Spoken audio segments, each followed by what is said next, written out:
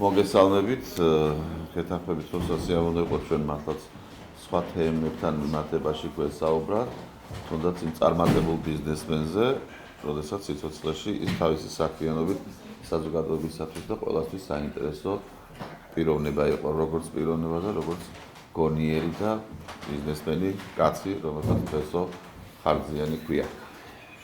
რაც შეეხება თქვენ ძირითად შეკითხვას, გამოძიებას გააჩნია თუ არა ფოტორობოტი. საქმეზე ჩატარებული ოპერატიულ-საგამოძიებო მოქმედებები ყველა ლეგალური საგამოძიებო მოქმედებები, რასაც ქვია მოწმეთა დაკითხვები, რასაც ქვია იმ მტკიცებულებებზე ექსპერტიზების ჩატარება, რომელიც შემდგომ სათანადო გამოკვლევის შემდეგ საუბარია იქ სავარაუდო ვიდეო თვალის მიერ განხორციელებულ იმ ჩანაწერებზე, რა მარშრუტიც გაიარა სავარაუდო დამნაშავემ.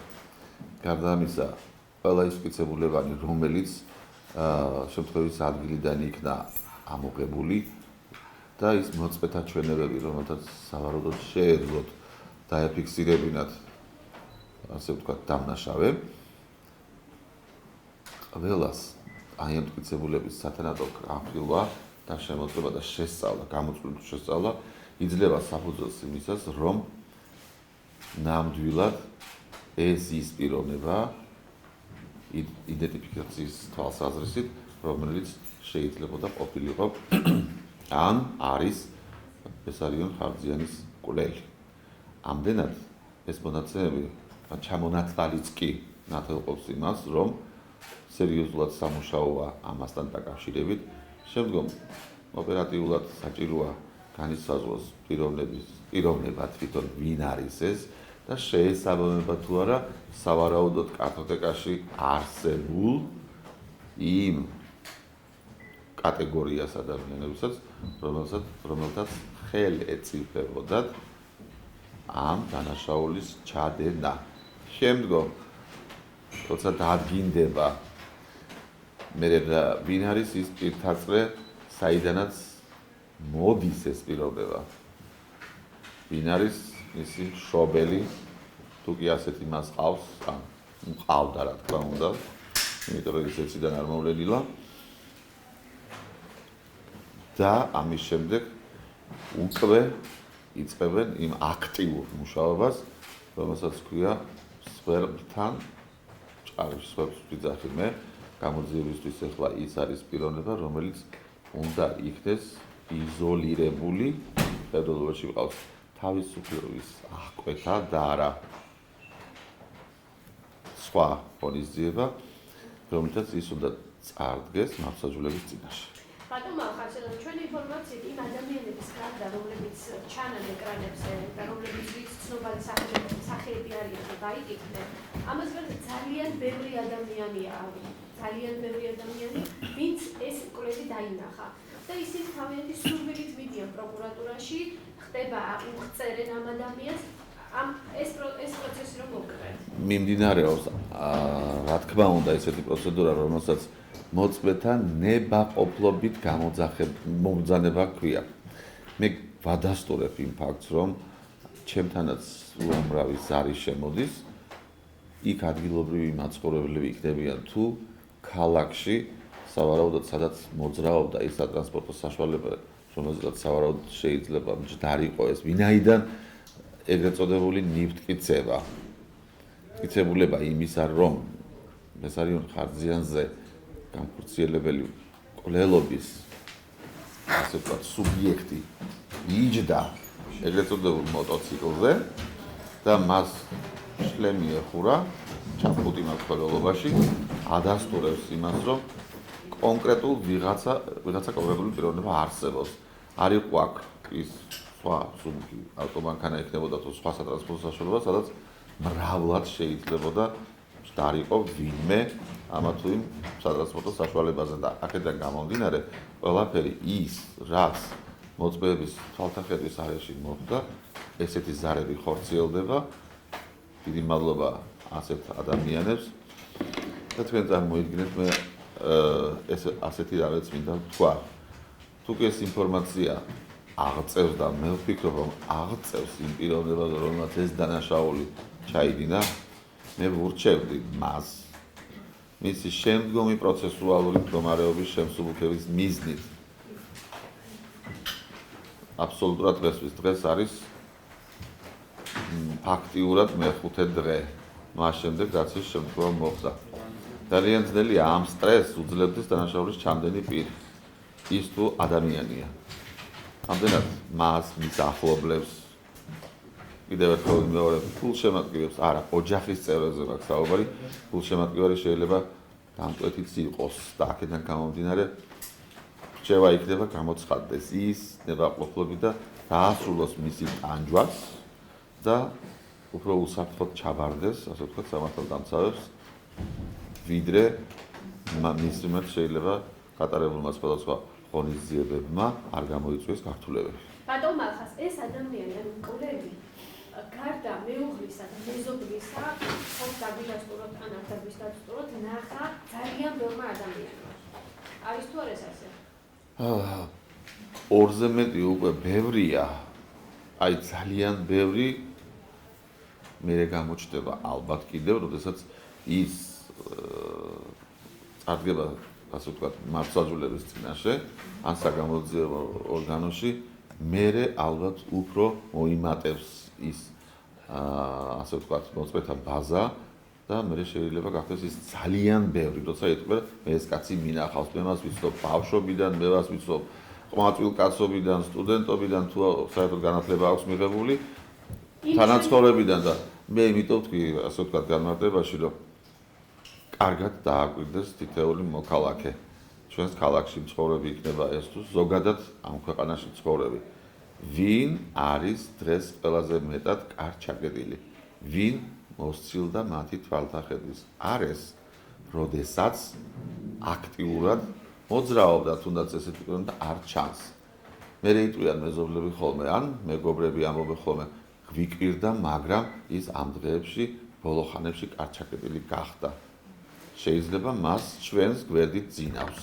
ბატონ მალხას, იმ ჩვენებებიდან გამომდინარე, რაც იმ ადამიანებმა მისცეს, ვინც დაინახა ეს პიროვნება. თქვენ როგორ ფიქრობთ, ყოველდღე ნებისმიერ დღეს არის შესაძლებელი ეს დანაშაული გაიხსნას? როდესაც მე ახლა თქვენთან ვსაუბრობ და ვიძლევი გარკვეულ განმარტებას, არ გამოვრიცხავ, რომ ის უკვე შეიძლება დაკავებულია ან წუთი-წუთზე, ან ეს წუთი შეიძლება იყოს ერთი დღე, ერთი კვირა, ერთი თვე და ასე შემდეგ. ბატონო, შეჯამებისთვის ხო, რა არის რამდენი ადამიანია სავარაუდოდ და არის თუ არა ფოტორობოდი შედგენილი, ანუ კონკრეტული რამდენიმე ადამიანის არის ვისაც შეიძლება შეჯამება რა ეტაპზე გამოგვიყვება. ზუსტი ციფრის დასახელება რამდენი მოწმეა დაკითხული, მე დაგიდასტურებთ და შემიძლია ვთქვა, რომ ათეულობით მოწმეა, რაოდენობა რაც შეიძლებოდა ამ 4 დღის განმავლობაში დაკითხულიყო.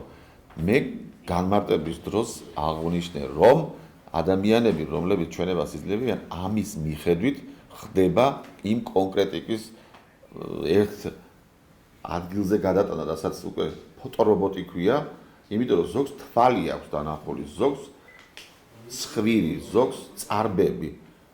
გაითვალისწინოთ, რომ მას, ასე ვთქვათ, გარკვეული კამუფლირებული, ასე ვთქვათ, სამოსელიც ჰქონდა. ზოგს ტანსაცმელი აქვს ნანახი, ზოგს დგომის, ზოგს ჯდომის მანერით. ამიტომ ეს ყველაფერი უნდა შეჯერდეს. კონკრეტულად ფოტო გამოკვეთილი, რომ აი ეს არის, ასეთი მე არ მინახავს და არც ოჯახის წევრებს.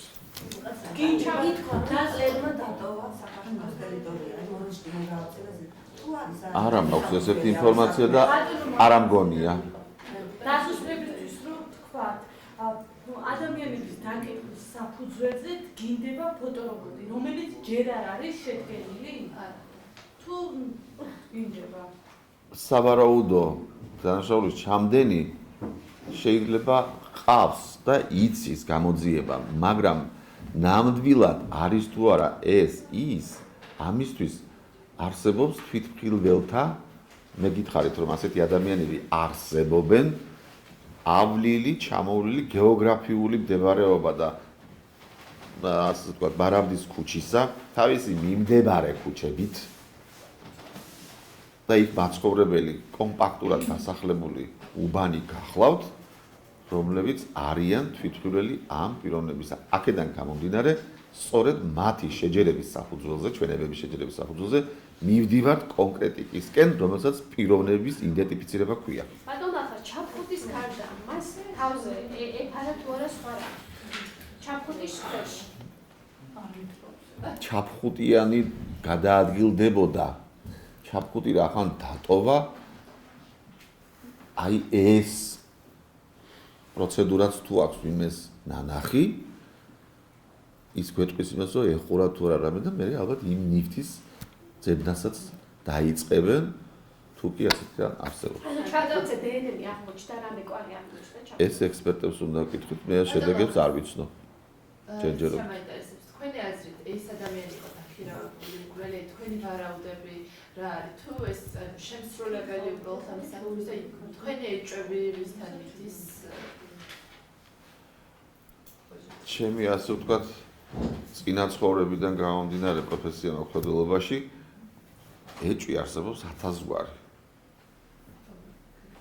ზოგს ვიზუალურად კონკურენტი შეიძლება ყავდეს, ზოგს ეგოიზმი, ზოგს მომეტებული სიყვარული, ფანატი მკვლელებიც არსებობენ, ხომ?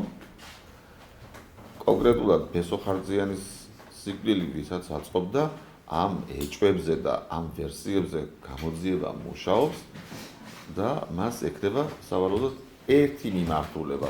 დღეს აბსოლუტურად ზარის დამრეკავი მასთან თანამოსაუბრე ვიზიტორები, რომელიც მასთან ოფისში იყვნენ, ან მეზობლები, მეგობრები, საერთოდ როცა ასეთი მძიმე დანაშაული ხდება, ეჭვი ყველაზე აქვს.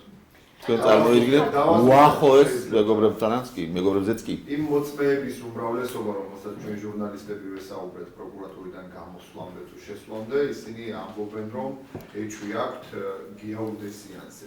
ანუ ამ შემთხვევაში, როდესაც მოწმეების დიდი ნაწილი მის სახელს და გვარს სასახელებს გამოძიება, თქვენ ითხოვთ თუ არა, რომ გამოძიება დაინტერესდეს ამ პიროვნებით, დაკითხოს, მოითხოვოს მისი რაღაც დაიბაროს მაინც და კითხვაზე ჩამოსვლა საქართველოში და ასე შემდეგ.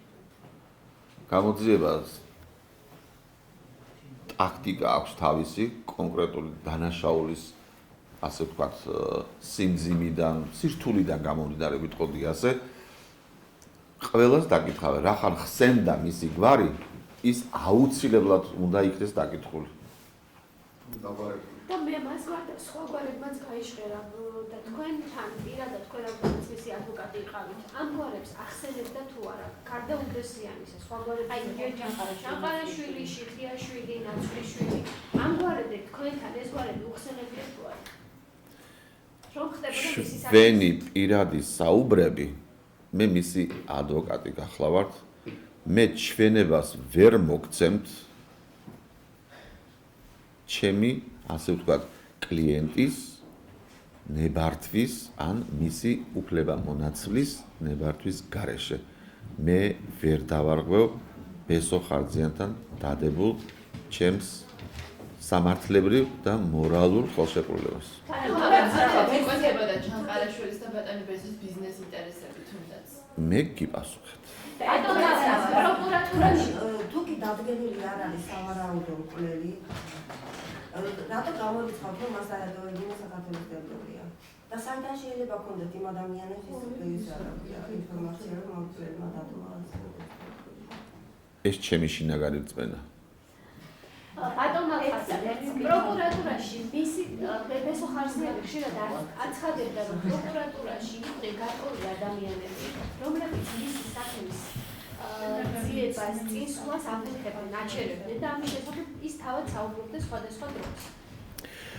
ასეთი პრეტენზიები რომ არსებობს ზოგადად რომ შეფერხებული იყო რაღაც საგამოძიებო მოქმედების ჩატარება, ამას მეტყველებს ის 1000-ობით თუ 10000-ობით შესული განცხადება, რომლებიც იმ ჩვენი უკაცრავად უკან გამოვლილი, დატოვებული 9 წლის განმავლობაში ქვეყანაში სამართალწარმოების შედეგად დაზარალებული პირების მიერ შეტანილი განცხადებები და ამ განცხადებების უკან მდგომი პირების მიერ გამოთქმული პრეტენზიებიც მეტყველებენ. ამდენად იმ პერიოდში მოხდა ყველა ემოციური ფონით შეიძლება იყოს, რომ სამართლიანობის აღდგენა დაიწყო, ყველა შეჭირებულმა ადამიანმა, უფლებაშელახულმა ადამიანმა მიმართა გორგასლის 24 ნომერს, სადაც მდებარეობს მთავარი პროკურატურა. ამიტომ შეიქმნა, რომ რაღაცა რომ უნდა დაწყებულიყო, ეს არ არის მარტივი საქმე, თუნდაც დიფერენცირება კატეგორიების მიხედვით საქმეებისა, რომლითაც უნდა დაწყებულიყო სამართლიანობის აღდგენა. პრეტენზიები განცხადების შეტანიდან თითოეულ პირს უჩნდება, რატომ არ მეძახიან ისმის ეს განცხადებები დღესაც განცხადებლებისგან და ამას ჭირდება თმენის ვალდებულება, ჩემო ბატონებო და ყველა შედეგს მიიღებს. ფიქრობ, არა არა ისეც, როგორც ესოს მიმართებაში და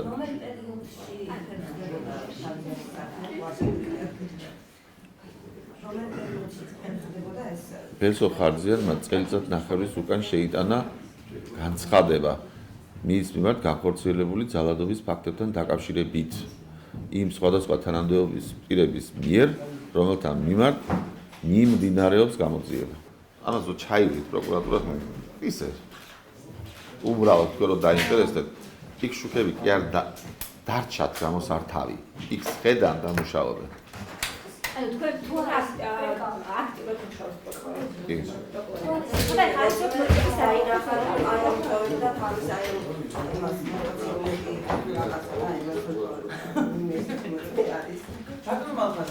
სახში სახთა რომ წაექცა მას სატრანსპორტო საშუალება, ამის დამნახავი არსებობს, სადაც დატოვა.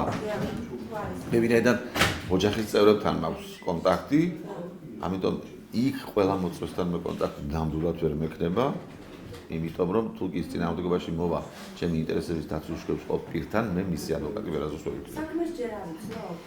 მასალები არ გინდა? არა. არა. დაზარალებულის უფლებები ვინაიდან ბესარიონ ხარძიანს ყავს დედა, ყავს მეუღლე, ყავს შვილები, ყავს დედმამიშვილები, საბარაუდოდ მოხდება წილისყრა ოჯახში, ვინ იქნება ის უფლებამონაცვლე, რომელიც მისი ინტერესების დაცვას ან კიდევ იმ სამართლებრივ ურთიერთობებს განახორციელებს, რაც საქმის მასალების გაცნობას ეხება და რაც დაკავშირებული არის საგამოძიებო ორგანოებთან და სასამართლო პროცესთან, ზოგადად სამართლებრივ ურთიერთობაში ყოფნას.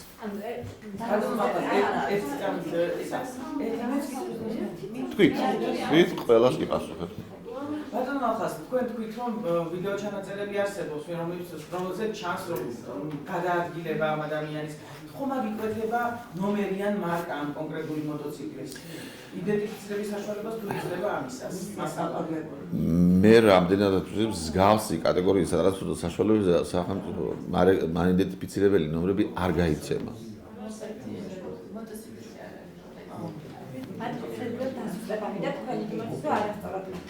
არ მოხდეს გასაგებია. ანუ თქვენი აზრით პროკურატურა აქტიურად მუშაობს, ეხლა მიდერებს მოწმენდა დაკითხვის ეტაპი და თუმცა ფოტორეპორტი ჯერჯერობით თქვენ და ოჯახს არ ნახავთ, ხო? ფოტორეპორტი თქვენ. აბსოლუტურად.